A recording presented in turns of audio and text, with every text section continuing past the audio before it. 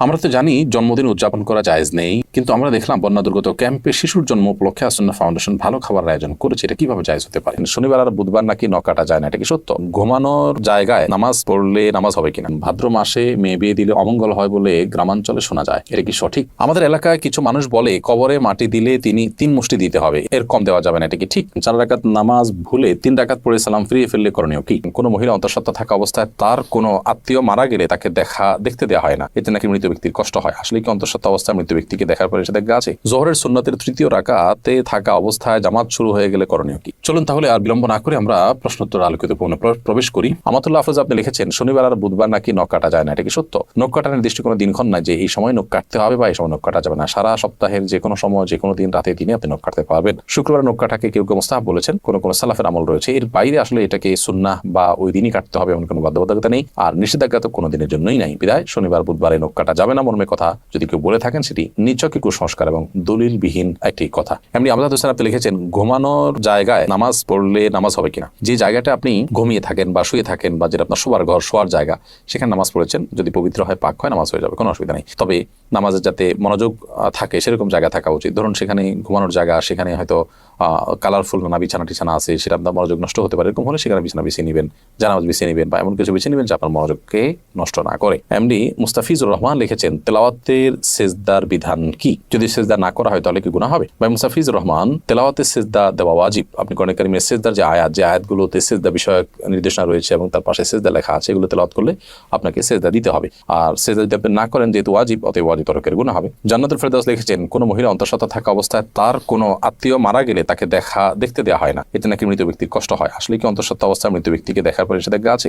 সম্পূর্ণ ভিত্তিহীন এবং কুসংস্কারাচ্ছন্ন কথা। অন্তঃসত্ত্বা থাকা অবস্থায় অনেকগুলো কুসংস্কারের কথা আমরা জানি। এটা কাটা যায় না, সেটা কাটা যায় না, তারপরে চন্দ্রগ্রহণ হলে বাহির হওয়া যায় না, তারপর এই যে আরেকটা নতুন করে শুনলাম যে কোনো আত্মীয় মারা গেলে তাকে দেখা যায় না। একেবারেই ভিত্তিহীন কথা। আপনি যাদেরকে জীবদ্দশা দেখতে পারতেন, মৃত্যুর পর তাদেরকে দেখতে পারবেন। ধরুন আপনার শ্বশুর মারা গেছে, তো আপনি তাকে দেখতে পারবেন, যার সাথে আপনার দেখা দেওয়া যায় তাকে আপনি দেখতে পারবেন। অন্তঃসত্ত্বা হওয়া বা না হওয়ার কোনো সম্পর্কের সাথে বা এর কারণে কোনো পার্থক্য বিধানের ক্ষেত্রে হবে না। এমনি দেলোয়ার হোসেন লিখেছেন আমি গরু পালন করি, অনেক সময় গরুর প্রস্রাবের ছিটা কাপড়ে লাগে, এই কাপড় পরে নামাজ পড়া যাবে কি না? ভাই দেলোয়ার হোসেন, আপনি যে গরু লালন পালন করেন, এই গরু লালন পালন করতে গিয়ে যদি ছিটা পড়ে, সেই ছিটা যদি শুয়ের আগার সমপরিমাণ হয়, এরকম ক্ষুদ্র ছিটা যদি পড়ে 2-4টা, কোনো অসুবিধা নেই, এতে অসুবিধা হবে না। কিন্তু যদি অনেক বেশি পেশাব লাগে, ছিটা নয় বরং ফোঁটা পড়ে, অনেক ফোঁটা পড়ে, তাহলে সেক্ষেত্রে সেই কাপড় আপনাকে পরিবর্তন করে বা কাপড়ের সেই জায়গাটা ধুয়ে, যেখানে লেগেছে ধুয়ে আপনাকে নামাজ পড়তে হবে। আমাদের এলাকায় কিছু মানুষ বলে কবরে মাটি দিলে তিনি 3 মুষ্টি দিতে হবে, এর কম দেওয়া যাবে না, এটা কি ঠিক? না, এরকম কোনো বাধ্যবাধকতা নেই যে কবরে মাটি 3 মুষ্টির কম দেওয়া যাবে না, দিলে কোনো হবে এমন কোনো কথা নেই। কবরে মাটি আপনি 3 মুষ্টি, 5 মুষ্টি, 7 মুষ্টি, 6 মুষ্টি, যা খুশি দিতে পারেন। এমনকি মুষ্টিতে দিতেই হবে এমন কোনো বাধ্যবাধকতাও নেই। আপনি কোদাল দিয়ে দিতে পারেন, অন্য কোনোভাবে দিতে পারেন।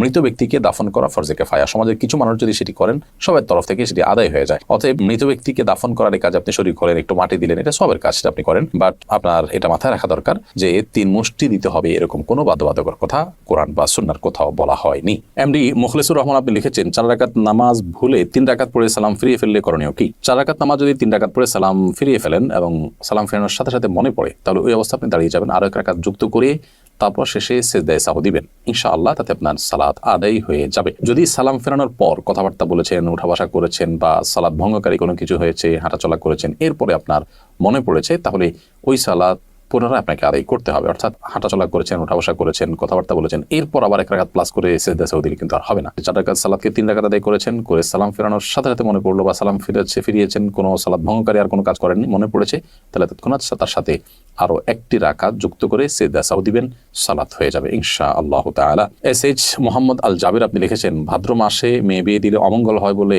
গ্রামাঞ্চলে শোনা যায়, এটা কি সঠিক? না, এরকম কোনো কথা নেই। বিয়ের ব্যাপারে এমন কোনো সময় বা এমন কোনো কাল নেই যে সময় কালে বিবাহ হলে কোনো প্রকার ক্ষতি হতে পারে বা উপকার হতে পারে। বিবাহ সবসময় করা যায় এমন একটি বিষয়। শুধুমাত্র হজের এহরামরত অবস্থায় বিবাহ বন্ধনে আবদ্ধ হওয়া নিয়ে উলামায়ে কেরামের ভিন্ন মত আছে। একদল উলামায়ে কেরাম জায়েজ বলেন, অন্য দল উলামায়ে কেরাম না জায়েজ বলেন। তবে এর বাইরে অন্য বছরের অন্য কোনো সময়, রমজানের বাইরে, কাটা চাঁদ বলে আপনার জিলহজ মাসে, কুরবানিদের মাসে, সে মাসে, কিংবা এই ভাদ্র মাসের কথা আমি নতুন জানলাম, তো এরকম কোনো মাসে বিয়ে করলে কোনো অমঙ্গল হয়, মঙ্গল হয়, এরকম মনে করলে সেটি কুসংস্কার এবং বেদাত হবে। এ ধরনের কুসংস্কারের জন্য বিশ্বাসী হওয়া যাবে না। আফরিন জাহান লিখেছেন আমার বাসায় প্রচুর পিঁপড়া, বিশেষ করে রান্নাঘরে কাজের সময় পিঁপড়া কামড়ায় বলে অনেক পিঁপড়া মেরে ফেলি, এতে কোনো গুনাহ হবে কিনা?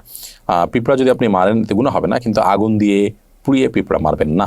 এ ব্যাপারে নবী সাল্লাল্লাহু আলাইহি ওয়াসাল্লামের নিষেধাজ্ঞা রয়েছে। এর বাইরে আপনার পিঁপড়ার উপদ্রব থেকে বাঁচার জন্য আপনি সেটা মেরে ফেলতে পারেন। যে কোনো প্রাণী আমাদের যদি উপদ্রবের কারণ হয় তাহলে সেটা থেকে আত্মরক্ষার জন্য আমরা সেটি মারতে পারি, কিন্তু নির্মমভাবে বা অপ্রয়োজনে কষ্ট দিয়ে তাকে তিলে তিলে শেষ করা বলতে যেটা বোঝানো হয় সেটা করা জায়েজ হবে না। জোহরের সুন্নতের তৃতীয় রাকাতে থাকা অবস্থায় জামাত শুরু হয়ে গেলে করণীয় কি? জোহরের সুন্নতের তৃতীয় রাকাতে আপনি আছেন, এমন অবস্থায় জামাত শুরু হয়ে গেলে আপনি আরেক রাকাতের সাথে প্লাস করবেন এবং তাড়াতাড়ি সেটা শেষ করে জামাতে শামিল হয়ে যাবেন। এক্ষেত্রে নামাজ ভেঙে ফেলবেন না। এটাই হলো ফুকায়ে আহনাফের মত এবং এটা অধিকতর শক্তিশালী। আল্লাহ সুবহানাহু ওয়া তাআলা বলেছেন কোরআনে কারিমে, লা তুবতিলু আমালাকুম, তোমরা তোমাদের আমলকে বাতিল করে দিও না, নষ্ট করে দিও না। যদিও হাম্বলি মাযহাবের উলামা ইকরাম অনেকেই বলেন যে এরকম পরিস্থিতিতে আপনি নামাজ ছেড়ে দিয়ে জামাতে শামিল হবেন, কারণ নবী করিম সাল্লাল্লাহু আলাইহি ওয়াসাল্লাম বলেছেন, ইযা উকিমাতিস সালাতু ফালা সালাতা ইল্লাল মাকতুবা, যখন ফরজ নামাজের একামত হয়, একামত হলে তখন ফরজ নামাজ ছাড়ার কোন নামাজ পড়া জায়েজ নয়, যার কারণে আপনি সেটা ছেড়ে দিবেন। এরকম মত তারা দিয়ে থাকেন। মূলত এই হাদিসের আরেকটা ব্যাখ্যা হতে পারে, সেটা হলো যে যখন একামত শুরু হয় তখন আর ফরজ নামাজ ছাড়া অন্য কোনো নামাজ নয়, অর্থাৎ অন্য কোনো নামাজ শুরু করা যাবে না। কিন্তু শুরু করা নামাজ যে ভেঙে ফেলতে হবে সেটা কিন্তু এখান থেকে পরিষ্কার বোঝা যায় না, অর্থাৎ এটার একাধিক ব্যাখ্যা হওয়ার সুযোগ আছে। বিধায় এটা দিয়েই চূড়ান্তভাবে প্রমাণ করা যে নামাজ ভাঙা যাবে সেইটা সঠিক নয়।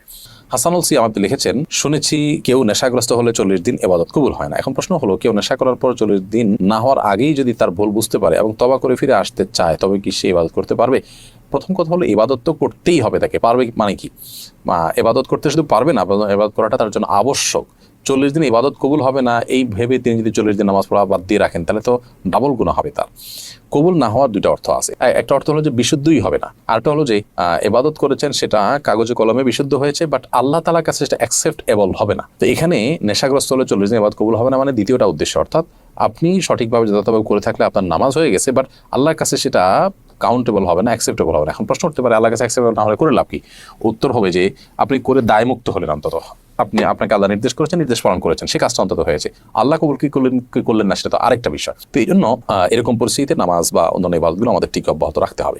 আমরা তো জানি জন্মদিন উদযাপন করা জায়েজ নেই, কিন্তু আমরা দেখলাম বন্যা দুর্গত ক্যাম্পে শিশুর জন্ম উপলক্ষে আসন্না ফাউন্ডেশন ভালো খাবার আয়োজন করেছে। এটা কিভাবে জায়েজ হতে পারে? দেখুন, প্রথম কথা হলো যে শিশুর জন্মের দিনটি, যে দিনে সে জন্মগ্রহণ করেছে, এই দিনটিতে বাবা মা আত্মীয় স্বজন সবাই আনন্দিত, এবং সেই দিনে আনন্দিত হয়ে তারা যদি ভালো খাবার খান, মিষ্টি কিনেন, এটা না জায়েজ পৃথিবীতে কেউ কোনোদিনই বলেনি।